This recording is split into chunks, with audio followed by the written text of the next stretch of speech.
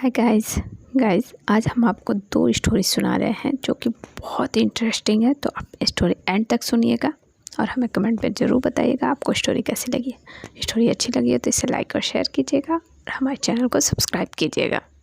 तो हमारी पहली स्टोरी का नाम है भय के भूत को मार भगाइए। एक बार एक गांव में महामारी फैली। परिवार के सदस्य एक एक करके मौत के शिकार हो गए। एक नासमझ बच्चा जो महामारी में बच गया था, वो बच्चा घर से दूर भागकर दूसरे गांव में जा पहुंचा। वहां एक खंडहर नुमा खाली मकान में पहुंचा। भूखा प्यासा थका हुआ बालक उस खंडहर में सो गया। रात को एक भयानक आवाज़ को सुनकर उसकी नींद टूटी। देखा तो सामने एक भयानक भूत खड़ा है। बच्चा डरा, लेकिन कोई और उपाय ना देखकर उसने भूत की खुशामदीद की और अपनी परेशानी बताई। भूत को दया आ गई। उसने बच्चे के खाने पीने की व्यवस्था की और फिर से सोने की आज्ञा दे दी। भूत रोज़ रात को आता और बच्चे को अपने कारनामों से डरावनी कहानी सुनाता, लेकिन बच्चा विनम्रता और सेवा से वह इतना प्रभावित था बच्चे की विनम्रता और सेवा से कि बच्चे को तंग नहीं करता। बच्चा तो बच्चा ठहरा, वो भयानक भूत से डरता रहता। एक दिन बच्चे ने भूत से पूछा कि आप दिन में कहाँ जाते हो।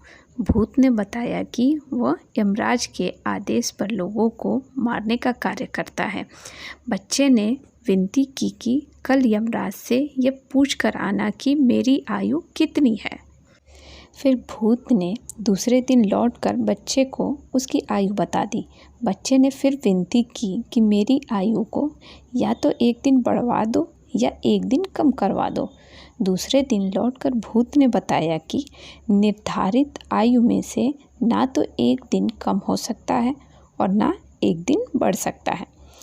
बच्चे ने तुरंत फैसला लिया कि जब आयु कम या अधिक नहीं हो सकती तो फिर मुझे कौन मार सकता है, और जब कोई मुझे मार ही नहीं सकता तो मैं भूत से डरूं ही क्यों। बच्चे ने झट से आग की जलती लकड़ी को उठाया और टूट पड़ा भूत के ऊपर। भूत बेचारा क्या करता, बिना मौत के आए बच्चे को मार भी नहीं सकता था। अब बच्चे के साहस के सामने भाग जाने के अलावा भूत के पास और रास्ता नहीं था। भूत उस घर को छोड़कर भाग खड़ा हुआ और लड़का पूरे साहस और मस्ती के साथ उस पुरानी हवेली में मालिक की तरह रहने लगा। तो दोस्तों, आपको ये कहानी कैसी लगी हमें कमेंट में ज़रूर बताइएगा। और बच्चे का साहस सच में काबिले तारीफ़ था, है कि नहीं। दूसरी स्टोरी है तृषणाओं के मकड़ जाल से बचे। एक सज्जन को एक सपना बहुत परेशान करता था। वे प्रायः सपने में देखते कि वे एक सोने जैसे चमकते विशाल महल में के सामने खड़े हैं। महल की चमकती सीढ़ियों से ऊपर चढ़कर वे महल की खूबसूरत छत पर चढ़ गए हैं। महल पर उनका एक छत्र राज्य है। वे बड़े खुश होकर महल की दीवारों पर टहल रहे हैं, लेकिन कुछ क्षण बाद ही उन्हें लगता है कि वे दीवार की जिस ईंट पर पैर रखते हैं वह ईंट ही हिल रही है। उनका संतुलन बिगड़ने लगता है। वे घबराकर तुरंत बैठ जाते हैं और फिर सरक कर दीवार को पार करके जीने की सीढ़ियों तक पहुंचते, मगर देखते कि जीने की सीढ़ियां दीवार की तरह सीधी खड़ी हो गई हैं और वे चाह कर भी उन सीढ़ियों से नीचे नहीं उतर सकते हैं। उन्हें बड़ी तेज घबराहट होती है। ऊंचा सुंदर महल उन्हें जानलेवा लगने लगता है। वे घबरा कर चीखते और आँख खुल जाती है। घबराहट इतनी तेज हो रही थी कि बाकी रात उन्हें सपने के डर में डरते गुजारनी पड़ती। आखिर हार कर उन्होंने मनोचिकित्सक को अपनी परेशानी बताई। चिकित्सक ने बताया कि जिस महल की एक ईंट भी तुमने अपने हाथ से नहीं रखी, उसके ऊपर चढ़ते ही क्यों हो। महल पर चढ़ना ही है तो पहले परिश्रम करो, पैसा कमाओ, ईंट खरीदो, फिर अपने हाथ से गारा बनाओ, एक एक ईंट पूरी मजबूती के साथ रखो, तब महल पर चढ़ना।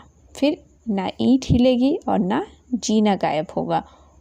दोस्तों, आज का आम आदमी ऐसे ही हवाई किलों और मकड़ जाल बुनता है और उनमें उलझकर छटपटाता हुआ अनेक प्रकार के रोगों का शिकार हो जाता है। परिश्रम के बिना बनाया गया यह कल्पना का हवाई किला मानव की तृष्णा का विकृत रूप है। ईश्वर ने मनुष्य को कल्पना शक्ति इसलिए दी है कि वह अपने विचारों और भावनाओं को मूर्ति रूप दे सके, कल किए जाने वाले कार्यों का अनुमानित परिणाम जान सके। लेकिन इस जीवंत और वास्तविक जगत में परिणाम तो कार्यों का मिलता है। कार्य अगर वास्तविक हैं तो परिणाम भी वास्तविक होगा, और कार्य यदि काल्पनिक है तो परिणाम भी काल्पनिक होगा। काल्पनिक कार्यों को काल्पनिक परिणाम तृष्णा के वित्सल्य रूप है, इसीलिए हमारे यहाँ कर्म को प्रधानता दी जाती है। तो गाइस, आपको ये दूसरी स्टोरी कैसी लगी? मुझे तो बहुत ही अच्छी लगी, क्योंकि आजकल का जो माहौल है उस हिसाब से लोग ऐसे ही बस कल्पना बनाते हैं, मेहनत नहीं करना चाहते, है कि नहीं है? मुझे कमेंट में ज़रूर बताइएगा।